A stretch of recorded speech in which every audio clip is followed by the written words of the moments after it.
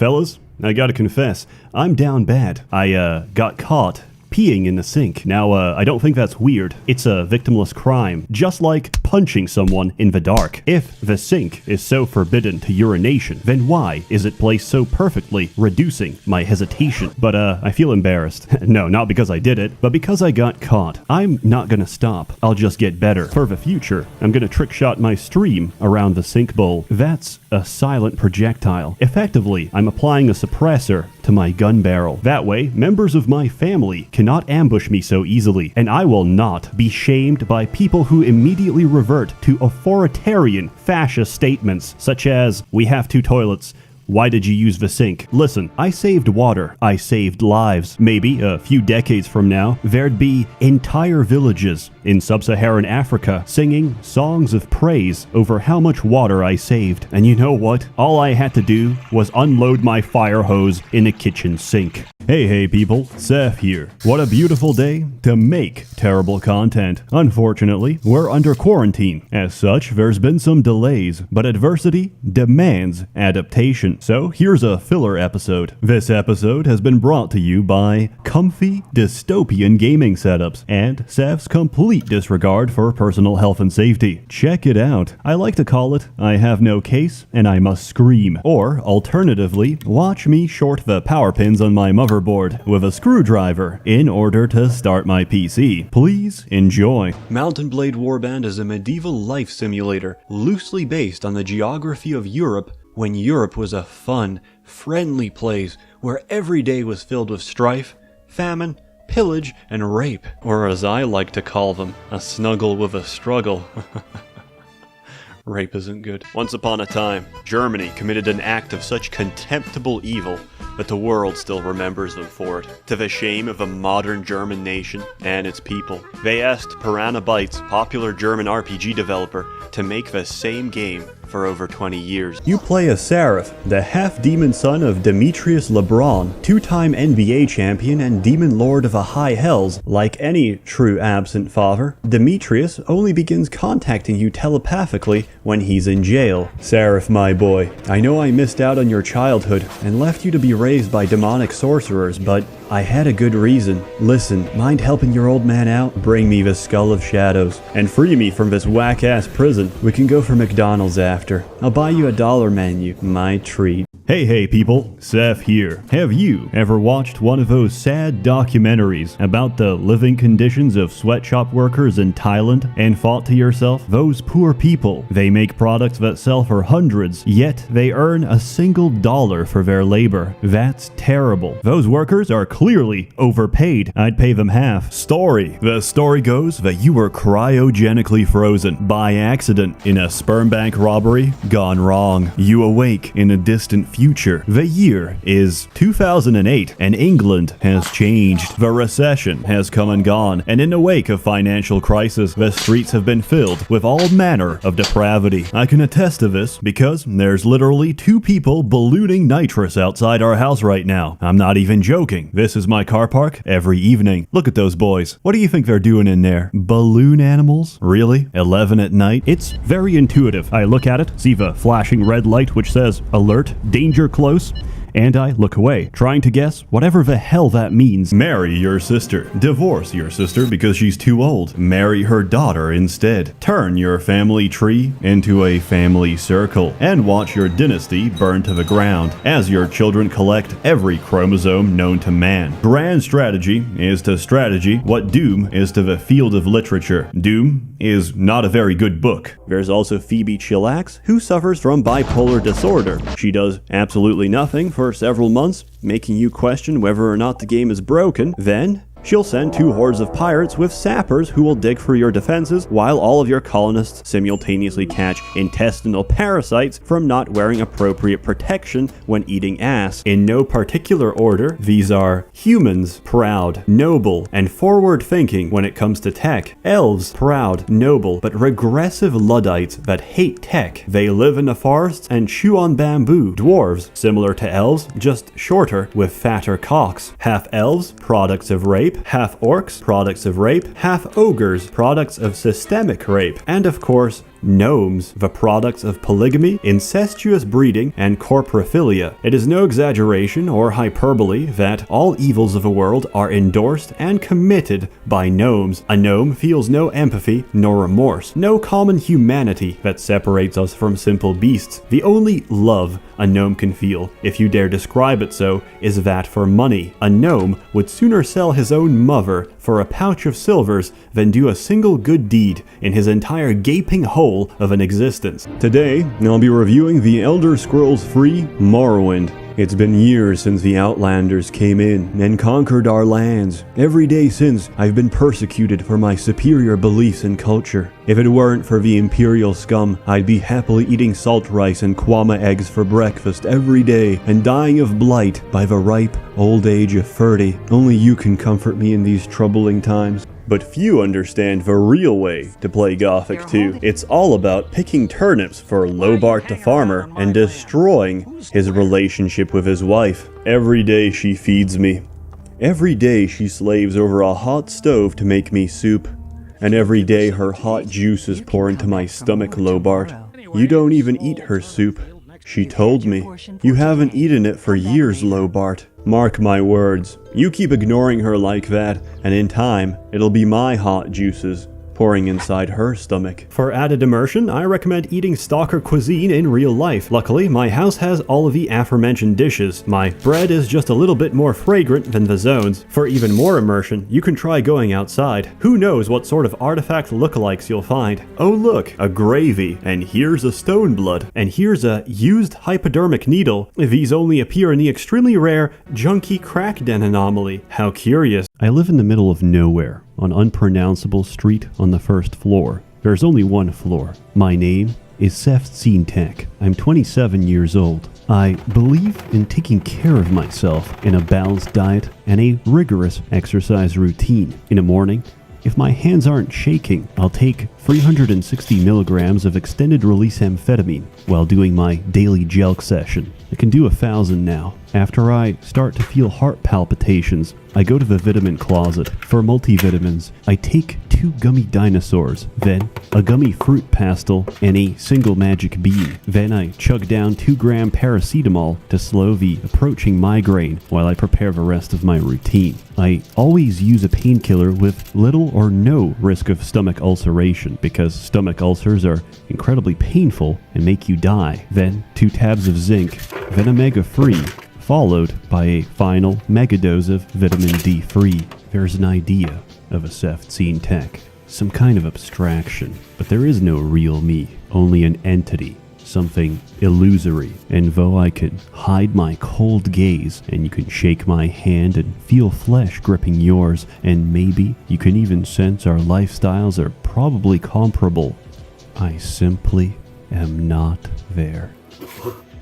There are proven ways to reverse aging, of course, like sacrificing your wife to the dark gods. A pathetic contribution. Naturally, I also needed to hire companions who would align with my management philosophy. They needed to be cold-hearted, lacking any conscience, any shred of remorse. So I surrounded myself with murderers, vagabonds, and women. Oh, it loaded. This looks good. Press any button to continue.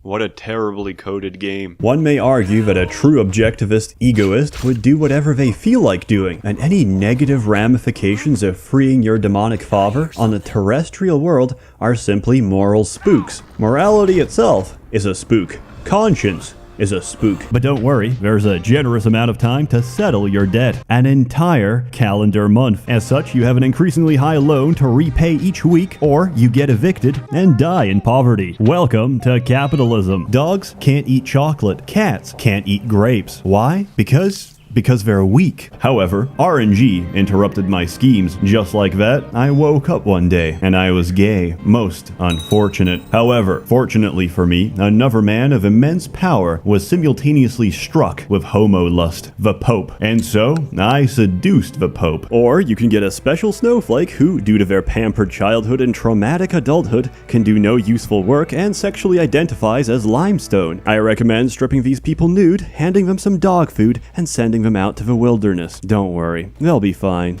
Oh shit, she got captured by pirates. Don't worry.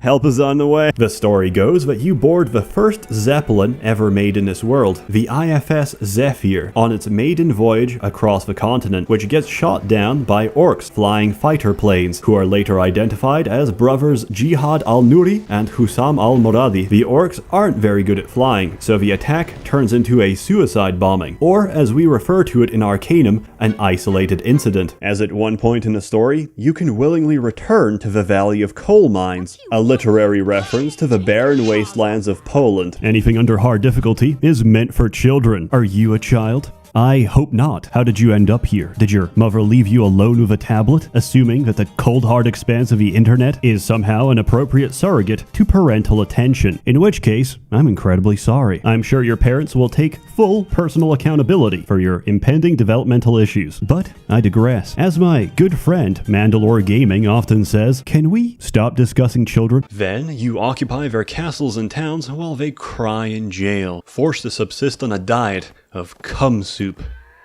It's homemade. Most people die off. The lucky ones who survive become mindless mutants tainted by Elix, while the unlucky ones become Germans. Let's say a news report comes in that the local harvest has failed completely. Food prices are up and people are getting desperate. How can we help? Well, we buy the remaining food supplies, put them on display, and sell them back to the people for a reasonable price. Of course, you can't put a price on feeding your family, can you? But, I can. 260% of the base value. Thank you for your business. You don't have an alternative. Decision-making in Dark Messiah involves making the difficult choice between a literal semen demon who will protect, swallow, and adore you forever, and acts only in your own best interests to overthrow your father and put you on the throne of hell, or a shrill-voiced, shrieking, roasty hag with a Germanic fridge-frame body and problematic haircut who wants you to do everything she says, despite never offering anything in return besides using telekinesis twice, who can be betrayed and left to be eaten by a gigantic tarantula. But this doesn't stop her. She's so bitter that her own vitriol keeps her alive so she can bitch at you after being revived as a lich. It's great role-playing like this that keeps Arcane Studios a respected developer. I'm not very competent. I did, however, manage to beat a man to death with an iPad. Even if you get it, surprise, it's usually encrypted. Even if you decrypt it, surprise, it's literally a trucker asking for gas. Every single time. Roses are red, violets are blue. I like penis, and so do you. So one of my favorite defensive strategies is to bait raiders into entering my base through a narrow, creeping tunnel of granite. As they manage to slowly crawl halfway through the tunnel, I quickly go all Edgar Allan Poe on them and seal the entrance behind them. Since we don't want our guests to get cold, I tell one of my colonists to start a nice roaring fire near the exit, using some conveniently placed furniture. We seal the door shut, and that's when they make the realization. The walls are covered in scratches. The tunnel heats to several hundred degrees Celsius. Clothing ignites, flesh fries, and skin melts off a bone. Each man will dig and claw at the walls in futile desperation, tearing their nails out while their organs boil. And then Randy will drop a cargo pod containing milk. I don't do it out of pleasure. I do it out of moral obligation to inconvenience anyone and anything that comes out of New Zealand. Carinas is a magical place where you can attack somebody's wife with a club and rob her unconscious while her husband cheers. She keeps shouting at me using big words like genocide. I keep reminding her those were Swadian villages. It wasn't genocide. It was pesticide. The stamina bar is a great feature and adds a lot to the game. There's nothing more satisfying than watching a green bar deplete and replenish in the top left of my screen as I wait for my cerebral palsy-stricken character to accumulate enough energy for his paralyzed muscles to spring into motion. Oh, and to anyone saying Gothic 2 is a game for only true seasoned veterans of RPGs, you can buy a scroll within 20 minutes of starting a new playthrough that lets you transform into an invincible dragon raptor that has a duration of several years and lets you clear out the entire first map in a single day and reach half of a total level cap. So yes, please don't buy those scrolls from Ignaz the Alchemist in Carinas, whose house is right next to the shitty blacksmith around the corner to the right, because that will negatively impact your experience.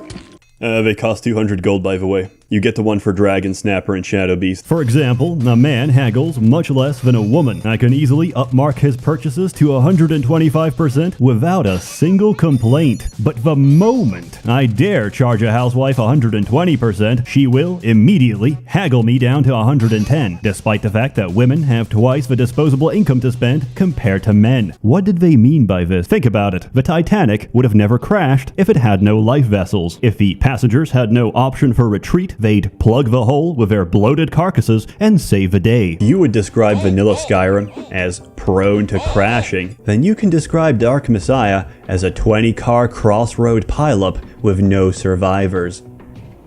Except their children, who will now be orphans, forced to sell their bodies on the street, while the sickly 15-year-old boy I bought from a slave trader may not be the optimal person for crafting leather jackets, owing to the fact that I've replaced both his legs and hands with wooden stumps. The best trait, of course, is Psychopath. That's a bit of a segue, but I felt that I should talk about my current colony. I exclusively recruit psychopaths because they practice what I call moral relativism, and I practice what some would call an organ harvesting operation, which personally I find to be a very offensive and bigoted term to describe non-consensual organ arbitrage. Why do I do it? Because it's very profitable. It's amazing how quickly this game turns you into a monster. Surprisingly though, every faction loves me. Besides the raiders, even on the frontiers of civilization, you can't escape the unwashed horde of human rights activism. As expected, the German woods are filled with giant rats, giant birds, giant velociraptors, and worst of all,